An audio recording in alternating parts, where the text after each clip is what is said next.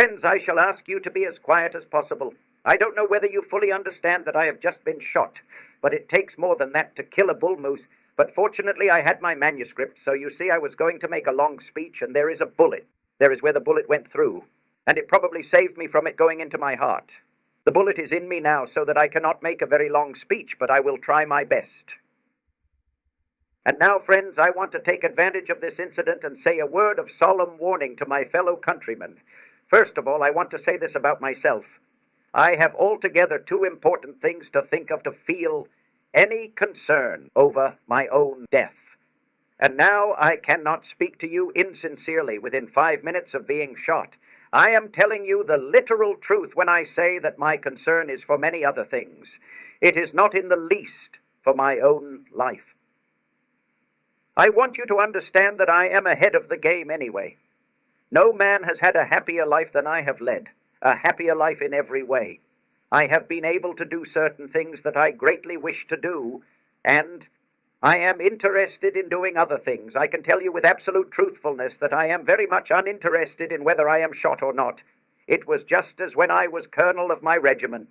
I always felt that a private was to be excused for feeling at times some pangs of anxiety about his personal safety. But I cannot understand a man fit to be a colonel who can pay any heed to his personal safety when he is occupied, as he ought to be occupied, with the absorbing desire to do his duty. I am in this cause with my whole heart and soul. I believe that the progressive movement is for making life a little easier for all our people, a movement to try to take the burdens off the men and especially the women and children of this country. I am absorbed in the success of that movement. Friends, I ask you now this evening to accept what I am saying as absolutely true. When I tell you I am not thinking of my own success, I am not thinking of my life or of anything connected with me personally. I am thinking of the movement. I say this by way of introduction because I want to say something very serious to our people and especially to the newspapers. I don't know anything about who the man was who shot me tonight.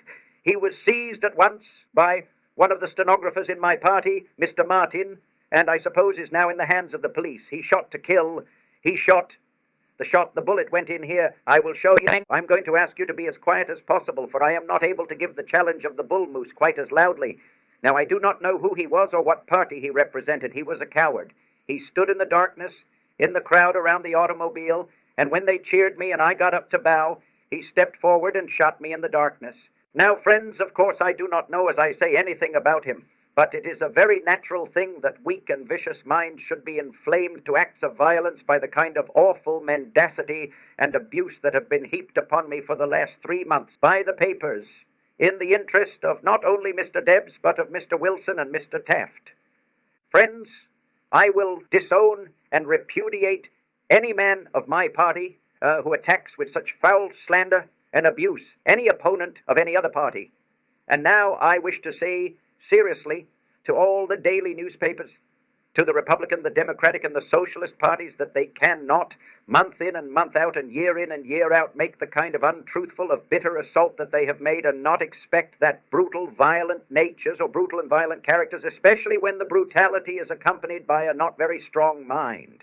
They cannot expect that such natures will be unaffected by it. Now, friends, I am not speaking for myself at all. I give you my word. I do not care a rap about being shot, not a rap. I've had a good many experiences in my time, and this is one of them. What I care for is my country.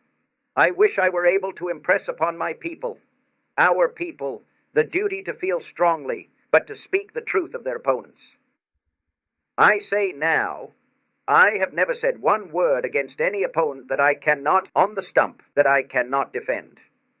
I have said nothing that I could not substantiate, and nothing that I ought not to have said. Nothing that, looking back at, I would not say again. Now, friends, it ought not to be too much to ask that our opponents, I am not sick at all. I am all right.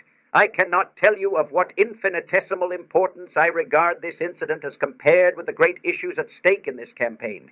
And I ask it not for my sake, not the least in the world, but for the sake of our common country, that they make up their minds to speak only the truth, and not to use kind of slander and mendacity, which, if taken seriously, must incite weak and violent natures to crimes of violence. Don't you make any mistake. Don't you pity me. I am all right. I am all right. And you cannot escape listening to the speech either. And now, friends, this incident that has just occurred, this effort to assassinate me, emphasizes to a peculiar degree the need of this progressive movement. Friends, every good citizen ought to do everything in his or her power to prevent the coming of the day when we shall see in this country two recognized creeds fighting one another, when we shall see the creed of the have-nots arraigned against the creed of the have. When that day comes, then such incidents as this tonight will be commonplace in our history. When you make poor men, when you permit the conditions to grow such that the poor man as such will be swayed by his sense of injury against the men who try to hold what they improperly have won, when that day comes, the most awful passions will be let loose, and it will be an ill day for our country.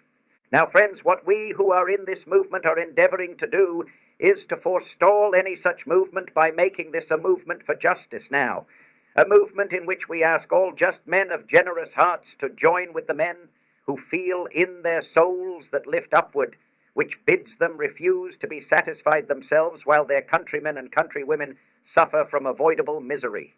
Now, friends, what we progressives are trying to do is to enroll rich or poor, whatever their social or industrial position, to stand together for the most elementary rights of good citizenship, those elementary rights which are the foundation of good citizenship in this great republic of ours. My friends are a little more nervous than I am. Don't you waste any sympathy on me. I have had an A1 time in life, and I am having it now. I never in my life was in any movement in which I was able to serve with such wholehearted devotion as in this, in which I was able to feel as I do in this, that common weal. I have fought for the good of our common country. And now, friends, I shall have to cut short much of the speech that I meant to give you, but I want to touch on just 2 or 3 of the points. In the first place, speaking to you here in Milwaukee, I wish to say that the Progressive Party is making its appeal to all our fellow citizens without any regard to their creed or to their birthplace. We do not regard as essential the way in which a man worships his God, or as being affected by where he was born. We regard it as a matter of spirit and purpose. In New York, while I was police commissioner, the 2 men from whom I got the most assistance were Jacob Riis, who was born in Denmark, and Oliver Van Briesen, who was born in Germany, both of them as fine examples of the best and highest American citizenship as you could find in any part of this country. I have just been introduced by one of your own men here, Henry Cockham's. His grandfathers, his father and that father's 7 brothers, all served in the United States Army, and they entered it 4 years after they had come to this country from Germany. 2 of them left their lives, spent their lives on the field of battle. I am all right. I am a little sore. Anybody has a right to be sore with a bullet in him. You would find that if I was in battle now, I would be leading my men just the same way I'm going to make this speech. At one time, I promoted 5 men for gallantry on the field of battle. Afterward, in making some inquiries about them, I found it happened that 2 of them were Protestants, 2 Catholics, and 1 a Jew. 1 Protestant came from Germany, and 1 was born in Ireland. I did not promote them because of their religion. It just happened that way. If all 5 of them had been Jews, I would have promoted them. Or if all 5 had been Protestants, I would have promoted them. Or if they had been Catholics. In that regiment, I had a man born in Italy who distinguished himself by gallantry. There was a young fellow, a son of Polish parents, and another who came here when he was a child from Bohemia, who likewise distinguished themselves. And friends, I assure you that I was incapable of considering any question whatever but the worth of each individual as a fighting man. If he was a good fighting man, then I saw that Uncle Sam got the benefit from it, that is all. I make the same appeal in our citizenship. I ask in our civic life that we in the same way pay heed only to the man's quality of citizenship, to repudiate as the worst enemy that we can have whoever tries to get us to discriminate for or against any man because of his creed or his birthplace. Now, friends, in the same way I want our people to stand by one another without regard to differences of class or occupation. I have always stood by the labor unions. I am going to make one omission tonight. I have prepared my speech because Mr. Wilson had seen fit to attack me by showing up his record in comparison with mine.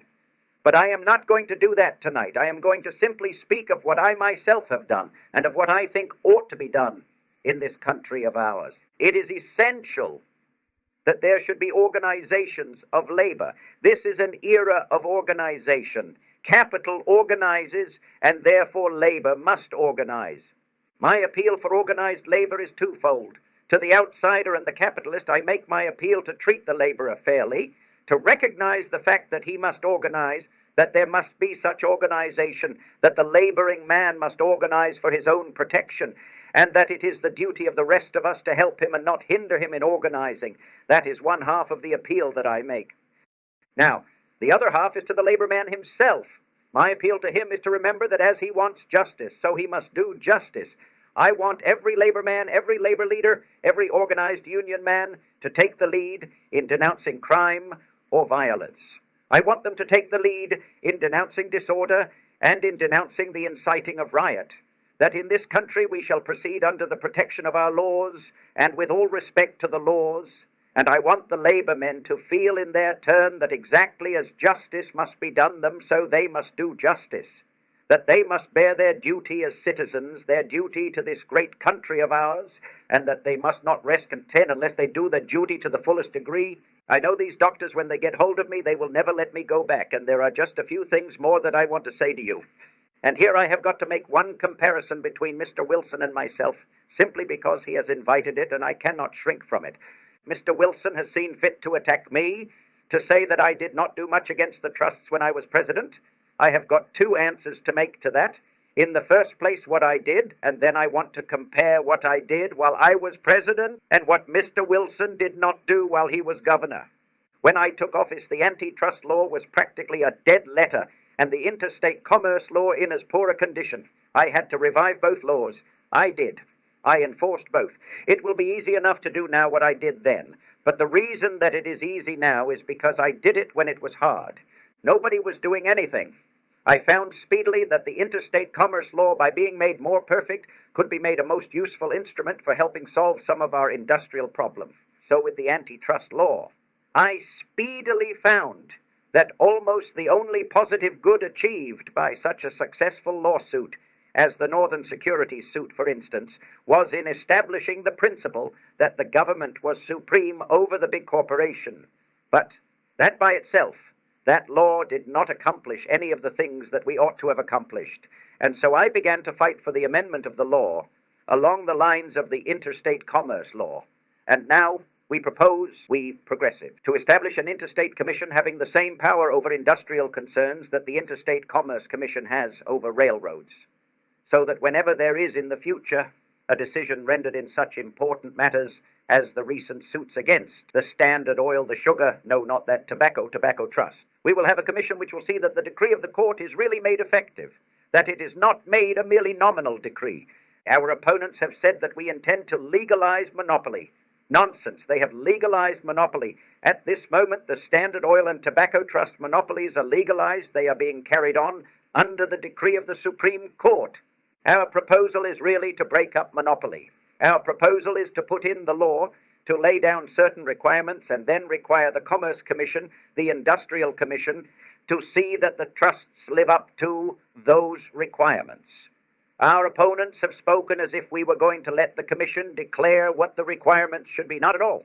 We are going to put the requirements in the law and then see that the Commission requires them to obey that law. And now, friends, that Mr. Wilson has invited the comparison, I only want to say this. Mr. Wilson has said that the states are the proper authorities to deal with the trusts. Well, about 80% of the trusts are organized in New Jersey. The Standard Oil, the tobacco, the sugar, the beef, all those trusts are organized in New Jersey. And Mr. Wilson and the laws of New Jersey say that their charters can at any time be amended or repealed if they misbehave themselves. And it gives the laws give the government ample power to act about those laws. And Mr. Wilson has been governor a year and 9 months, and he has not opened his lips. The chapter describing what Mr. Wilson has done about the trusts in New Jersey would read precisely like a chapter describing the snakes in Ireland, which ran, "There are no snakes in Ireland." Mr. Wilson has done precisely and exactly nothing about the trusts. I tell you, and I told you at the beginning, I do not say anything on the stump that I do not believe. I do not say anything I do not know. Let any of Mr. Wilson's friends on Tuesday point out one thing, or let Mr. Wilson point out one thing he has done about the trusts as governor of New Jersey. And now, friends, there is one thing I want to say, especially to you people here in Wisconsin. All that I have said so far is what I would say in any part of this union. I have a peculiar right to ask that in this great contest, you men and women of Wisconsin shall stand with us. You have taken the lead in progressive movements here in Wisconsin. You have taught the rest of us to look to you for inspiration and leadership. Now, friends, you have made that movement here locally. You will be doing a dreadful injustice to yourselves. You will be doing a dreadful injustice to the rest of us throughout this union if you fail to stand with us now that we are making this national movement. And what I am about to say now, I want you to understand. If I speak of Mr. Wilson, I speak with no mind of bitterness. I merely want to discuss the difference of policy between the Progressive and the Democratic Party, and to ask you to think for yourselves which party you will follow. I will say that, friends, because the Republican Party is beaten. Nobody need to have any idea that anything can be done with the Republican Party. When the Republican Party, not the Republican Party, when the boss is in the control of the Republican Party, the Barneses and Penroses last June stole the nomination and wrecked the Republican Party for good and all. I want to point out to you, nominally they stole that nomination from me, but really it was from you. They did not like me, and the longer they live, the less cause they will have to like me. But while they do not like me, they dread you. You are the people that they dread. They dread the people themselves, and those bosses and the big special interests behind them made up their mind that they would rather see the Republican Party wrecked than see it come under the control of the people themselves. So I am not dealing with the Republican Party. There are only two ways you can vote this year. You can be progressive or reactionary. Whether you vote Republican or Democratic, it does not make any difference. You are voting reactionary. Now, the Democratic Party in its platform and through the utterances of Mr. Wilson has distinctly committed itself to the old flintlock, muzzle-loaded doctrine of states' rights. And I have said distinctly that we are for the people's rights. We are for the rights of the people. If they can be obtained best through the national government, then we are for national rights. We are for the people's rights, however it is necessary to secure them. Mr. Wilson has made a long essay against Senator Beveridge's bill to abolish child labor. It is the same kind of an argument that would be made against our bill to prohibit women from working more than 8 hours a day in industry. It is the same kind of argument that would have to be made. If it is true, it would apply equally against our proposal to insist that in continuous industries there shall be by law 1 day's rest in 7 and a 3-shift 8-hour day. You have labor laws here in Wisconsin, and any chamber of commerce will tell you that because of that fact, there are industries that will not come into Wisconsin. They prefer to stay outside where they can work children of tender years, where they can work women 14 and 16 hours a day, where, if it is a continuous industry, they can work men 12 hours a day and 7 days a week. Now, friends, I know that you of Wisconsin would never repeal those laws, even if they are to your commercial hurt, just as I am trying to get New York to adopt such laws, even though it will be to New York's commercial hurt. But, if possible, I want to arrange it so that we can have justice without commercial hurt. And you can only get that if you have justice enforced nationally. You won't be burdened in Wisconsin with industries not coming to the state if the same good laws are extended all over the other states. Do you see what I mean? The states all compete in a common market. And it is not justice to the employers of a state that has enforced just and proper laws to have them exposed to the competition of another state where no such laws are enforced. Now, the Democratic platform and their speakers declare that we shall not have such laws. Mr. Wilson has distinctly declared that you shall not have a national law prohibit the labor of children, to prohibit child labor. He has distinctly declared that we shall not have a law to establish a minimum wage for women. I ask you to look at our declaration and hear and read our platform about social and industrial justice. And then, friends, vote for the progressive ticket without regard to me, without regard to my personality. For only by voting for that platform can you be true to the cause of progress throughout this Union.